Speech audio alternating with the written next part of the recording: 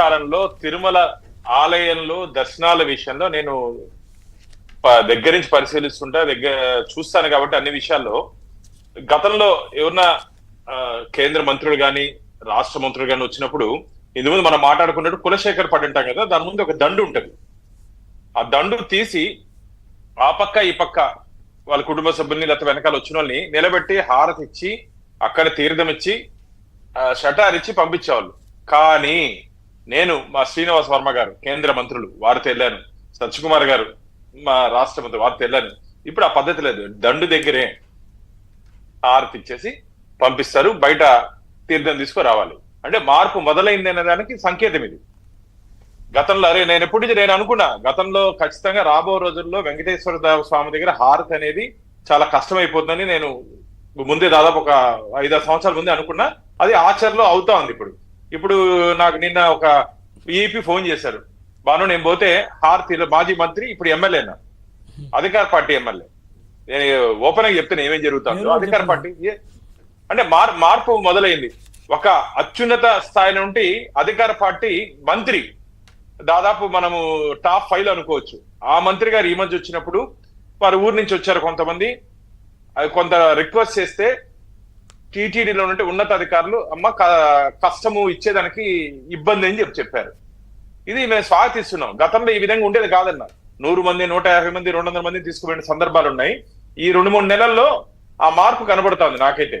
ఎందుకంటే అడిగినటువంటి వ్యక్తి చాలా ఉన్నత స్థాయిలో ఉంటే మంత్రి, సున్నితంగానే టీటీడీ అధికారులు కూడా ఇప్పుడున్న పరిస్థితుల్లో అంటే అది చెప్పగలిగారంటే పై నుంచి కాన్ఫిడెన్స్ అన్న. ముఖ్యమంత్రి గారు ఎస్ నేనున్నాను, ఏదున్నా నేను చూసుకుంటాను, స్వామివారి పవిత్రత కాపాడే దిశగా మీరు ఏ నిర్ణయం తీసుకున్నా నేను ఉంటానని చెప్పి ముఖ్యమంత్రి గారు భరోసా ఇచ్చిన కారణంగా మార్పు మొదలైందని చెప్పి నేను అనుకుంటాను. ఇది చాలా మంచి పరిణామంగా నేను భావిస్తాను, చాలా మంచి పరిణామంగా. ఎందుకంటే గతంలో ఇన్ఛార్జీలన్నా వైసీపీ ఇన్ఛార్జీలు కోటా పెట్టారు. ఎవరు నవ్వుకుంటారన్నా, మామూలుగా మీరు చెప్పినట్టు ఎమ్మెల్యేకో మంత్రికో వాళ్ళు వచ్చినప్పుడు లేకపోతే వారు ఏదైనా రెఫరెన్స్ లెటర్ ఇచ్చినప్పుడు డైలీ 6 మందికి ఇచ్చేవారు. ఇన్ఛార్జీలు కూడా ఎమ్మెల్యేలకి రెగ్యులర్ కోట, అది కూడా 300 దర్శనం కూడా. మామూలుగా బోర్డుకు ఉంటుంది ఆ కోట, బోర్డు మెంబర్స్ కి డైలీ ఒక 20 టికెట్ ఉండేది. గత ప్రభుత్వం వైసీపీ ప్రభుత్వం మొత్తం వాళ్ళ ఎమ్మెల్యేలకు మొత్తం డైలీ 300 రూపాయల కోట బ్రేక్ ఇచ్చారు. అంటే ఎందుకు చెప్తున్నానంటే గత ప్రభుత్వం తిరుమలని ఒక వైసీపీ కార్యాలయంగా మార్చుకునింది.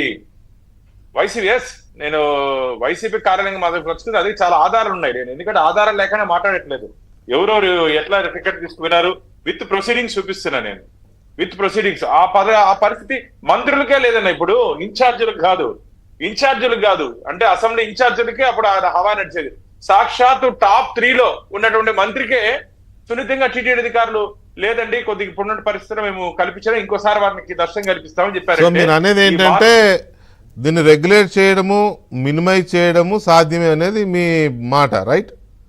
సాధ్యం ఖచ్చితంగా. అంటే కొద్దిగా పడుతుంది, టైం పడుతుంది. అదేలే మొత్తం ఇప్పుడు దాన్ని మొత్తంగా ఎత్తేయమని కూడా ఎవరు అనడం, ఎందుకంటే తప్పదు, ప్రోటోకాల్స్ ఉంటాయి. ఆ విఐపి అనే దానికి కొంత ఇది ఉంటుంది కాబట్టి పేర్లు చెప్తే వాళ్ళ మనోభావాలు దెబ్బతింటాయి. వద్దులేండి, మనం ఇక్కడ ఎవరి మనోభావాల్ని